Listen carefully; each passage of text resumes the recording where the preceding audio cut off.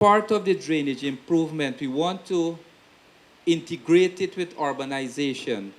So what that means is that this is North Road Canal. You all know it by border there.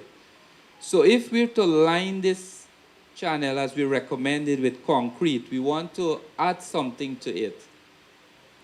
And we propose that with a concrete line drain, we can create the kind of parking you want above it. You create space, and you have well-engineered location where we can go and clean this out.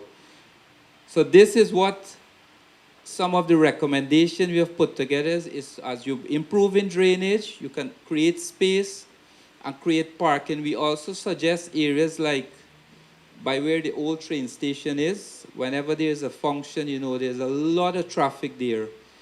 With this project, we can improve and create some space as well. Along Vissingen Road, you have all these new food outlets.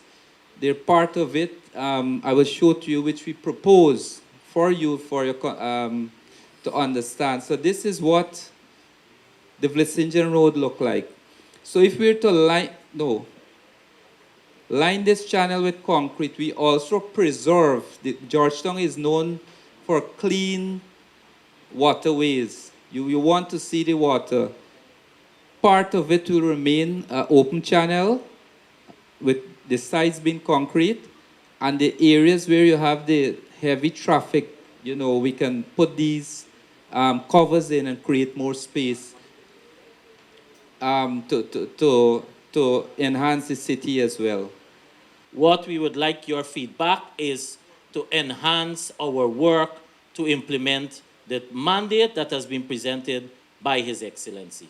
What we hear about is a technical task force that also has even benefited from the input of the researchers at the University of Guyana, and it has gotten information through the Mayor and City Council, and we thank those engineers and so on there. But what we would really like to hear this evening are your recommendations of how we can move forward. That is our focus. I think regardless of what is done, the bottom line is maintenance. And I have a couple of ideas here. As someone who really traverses the streets of the city, I see some of the issues. The manual method of cleaning a lot of the drains can no longer work. You've got to employ some pumps along with some manual support. You have to liaise with the Ministry of Health and the other relevant agencies, probably the Ministry of Human Services, to get the vagrants and the street dwellers off, because they go through the bins, they rummage the bins, people donate food to them on a nightly basis, they leave the food boxes and the cups all about the place, the rubbish falls in the drain. The lot of the drains along, for instance, the Main Street Avenue are not cleared periodically. You have to call or message someone and they'll say, okay, we'll come and clean the drain. There's no system of maintenance. It's totally absent where that is concerned in terms of ensuring that the waste does not get into the drains, to the trenches, to the canals. We firstly need to be our brother's keeper, because the government cannot be spending a lot of money to get things done, and people are not making their contribution to preserving and having these things kept how they should be kept.